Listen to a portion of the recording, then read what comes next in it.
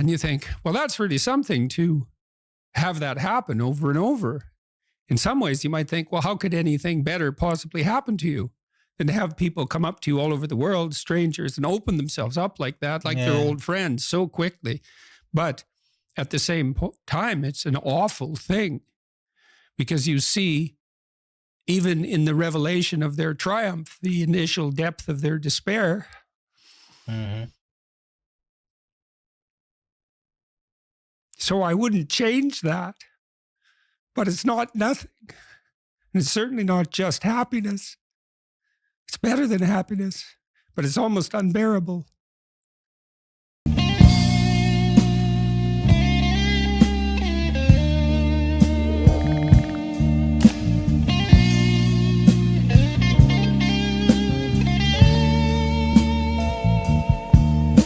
What it do, man? It's your boy 100 and we back in this. Hey, we back in this, man. And right now we got Jordan Peterson again. Jordan Peterson, he was on some, interview, podcast, discussion, talk, whatever you want to call it. And the guy asked him, how are you doing? You always talking about other people, but how are you doing? And it brought up some emotion. It brought some emotion out of him. You feel me? This was an emotional little clip we about to watch here. So let's tap in on my dog JP. I had a guest actually come on this podcast before Jimmy Carr. Jimmy Carr was on 2 weeks ago, and we had a great conversation about happiness and the nature of happiness. And the guest before Jimmy Carr wrote in my diary, which is a tradition we have now, where all the guests that come on write a question for the next guest. So there is a question in there for you. But the guest wrote a question which changed his life, which is, are you happy? And from reading your work and understanding your position on happiness and it not being the thing to aim for, which really struck me because I thought, I thought life was the North Star of our lives was to try and be happy. Mm-hmm. I guess my question is, I was going to ask you that question. Aim to be good and pray for happiness. So the question is pretty much that is, what is a better question for me to ask you if I'm checking in on you? Because we asked that question with good intentions. Are you happy? What's a better question for me to ask Jordan Peterson?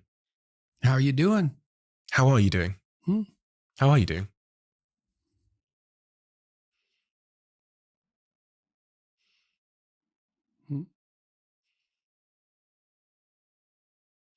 Brilliantly and terribly.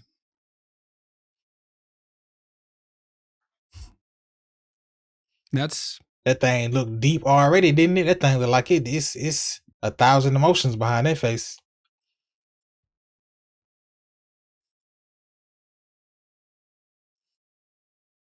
When you listen to a profound piece of music, one that sort of spans the whole emotional experience, it's not happy. Happy is elevator music, and probably you just shouldn't listen to that at all. Right? And you think, why? Well, it's harmless, it's treacly, it's sweet, it's simple, it lacks depth, it's shallow, that's a problem. It doesn't have that deep sense of awe and horror, I would say, that is characteristic of the best of all music. You listen to some simple music, so-called. Hank Williams is a good example. The blues cowboy from the 50s who died of alcoholism when he was 27 and whose voice sounds like an 80-year-old man. Simple melody, but there's nothing simple in the song and in the voice. It's deep, it's like the blues. It's like black blues in the States from the 20s, and this was certainly influenced by that tradition. Before he breaks it down further, do you feel what he means by a good song or good music isn't necessarily happy? Like it might have a lot of emotion in it, a lot of turmoil in it, but it's it sounds good, but it's a lot of music that seems great. It touches you, and that's not necessarily happy. You know what I'm saying? There's this admission of a deep suffering at the same time as you get the beautiful transcendence of the music. And that's meaning, that's awful in the most fundamental sense, but you need an antidote to suffering. And it has to be deep. And deep moves you tectonically, and it's not a trivial thing. But that's better than happiness. And maybe if you're lucky while you're pursuing that and while you're immersed in it, you get to be happy, and you should fall on your knees and be grateful for that when it happens. It's a gift. It really is a gift. And it comes upon you unexpectedly, your happiness, But you aim to climb uphill to the highest peak you can possibly envision. And that's better than happiness. Why did you include terribly? Well, for example, now when I go, wherever I go in the world, people come up to me and they're usually, I wouldn't say they're happy to see me. They're often in tears, and they often have a pretty rough story to relate. They were suicidal or nihilistic or homicidal or. Pause. Imagine being him, right? I saw somebody walk up on him one time and was just trying to argue him down so profusely about something he had said in some lecture or something. They were just trying no, you don't know what you're talking about. This, then this, imagine you just walking around and people just coming and people coming to bearing their soul or coming to debate or calling you wrong or saying you're ignorant. Just people just coming up to you and just all this emotion that they had built up and ready to just let out. They just spewing it at you when they see you. Is that a happy existence? Trapped, desperate, and they tell me that real fast. And then they say, I've overcome that to a large degree, and thank you for that. And you think, well, that's really something to have that happen over and over. In some ways, you might think, well, how could anything better possibly happen to you than to have people come up to you all over the world, strangers, and open themselves up like that, they're old friends so quickly. But at the same time, it's an awful thing because you see, even in the revelation of their triumph, the initial depth of their despair. Mm-hmm. So I wouldn't change that, but it's not nothing. And it's certainly not just happiness. It's better than happiness, but it's almost unbearable.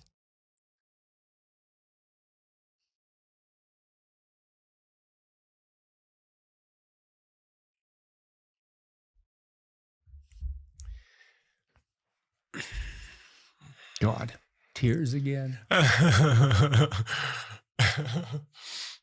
Now he done made the other dude emotional over there. You see, when somebody start doing this, they finna, you know what I'm saying? They holding them back. I feel his emotion, but I ain't finna cry with him. I feel his emotion though. Some people, they get in certain positions and some people may envy them or want to be them or look up to them. But it's you don't know the weight that comes with being them and doing what they do. You don't know the weight. You don't know the behind the scenes. You know what I'm talking about? 2 weeks in the UK. It's been amazing. It's been amazing. Such a great country, this country. Such a profound place. And it was so wonderful to see Cambridge and Oxford and to be welcomed by the students. And I saw the queues around the block and the reaction you got. I watched the talk in Cambridge and it was so wonderful to see because I know that you don't do what you do for credit. That kind of seems to be the antithesis of the pursuing your truth and doing it in the cause of truth. But it was so wonderful to see someone that I know has had such a profound impact on so many be received in such a way. We have a closing tradition. Pause. This is off subject like a mug. As a black person, bro, I don't really have the desire to go to any European country. Europe is yeah, I like the idea of going over there, man, but that's they invented they are the reason that there was slavery. They grandfathered in, that's they bag. It happened over here, but they are the ones that brought it over here. They came from Europe and then went and snatched from Africa and then, you know what I'm saying? It's them. They did it. So it's why would I want to go over there, bro? I just got bit by a dog and I'm finna go to what a dog breeder is. I'm not, why? I'm not going over there. I say that I might still go one day, but I feel more comfortable going to like South America or something. Africa, of course, but maybe like South America too. You feel me? Because a lot of, African people travel from Africa to South America. And I don't, were they in bondage in South America as well? Were they in bondage? I'm off topic. Okay. One of the, I don't normally do this, but one of the really great CEOs in our country, a young guy, has built a multi-billion-dollar company, really great guy, sat here yesterday, and I actually told him for the first time who he was writing the question for, and I couldn't believe his face. Oh my God, that's the one person I want to have dinner with. This is probably the most successful young person in our country. And so he knew who he was writing the question for. So the question that the previous guest wrote is, why do you do what you do? To see what will happen. Some programs you cannot predict, right? You cannot predict how they're going to end. You have to run them. Well, I believe that truth will save the world. I believe that.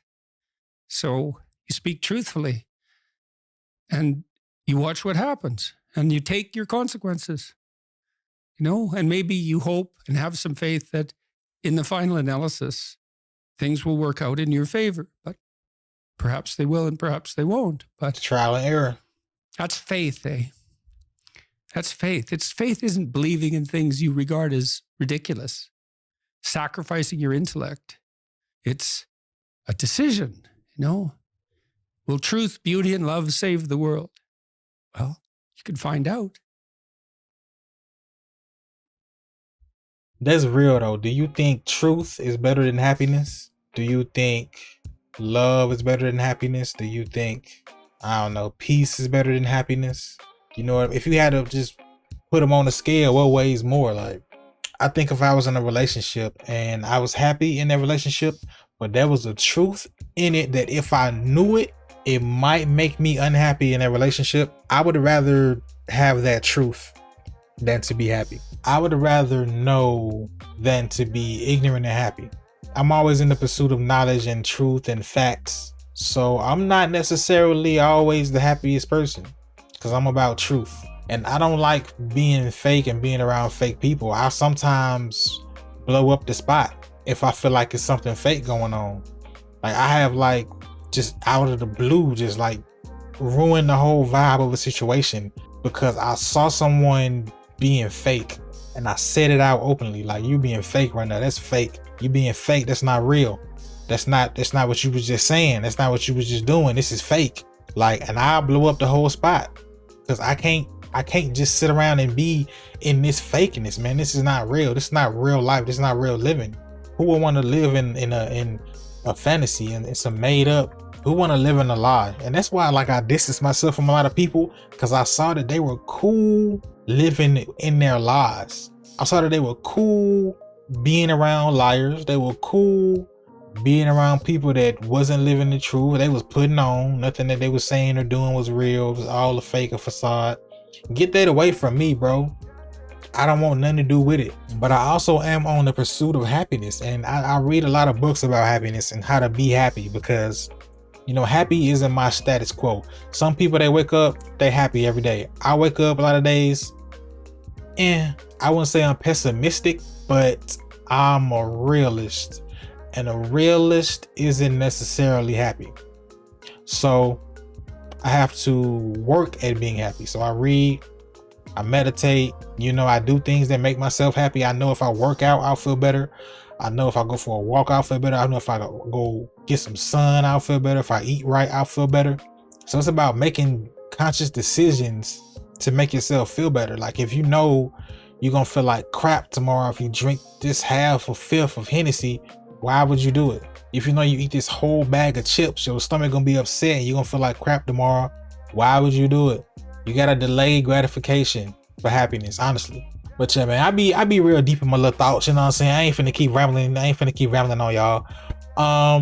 Let me know how you feel about the video below, man. Let me know how you feel about what he said. What's better? Truth, happiness, love. What's the best? What is your pursuit? Are you pursuing truth? Are you pursuing love? Are you pursuing happiness? Are you pursuing peace? What is your pursuit in life? Let me know in the comments below, man. But as always, man, clothes for sale in the description, social media in the description. You know what I'm saying? Tap in below with all them good things. The next sub goal is 3,000. You looking? I'm not at 3,000. I know I'm not at 3,000 right now. You watching this? I know I'm probably not at 3,000. So go ahead and tap in with your man. Help your man's out. Tap in, help me out, show me some love. You know what I'm saying? I'm trying to go up. We trying to go up. We trying to go up. But anyway, man, appreciate all that love, and I'll see you in the next one.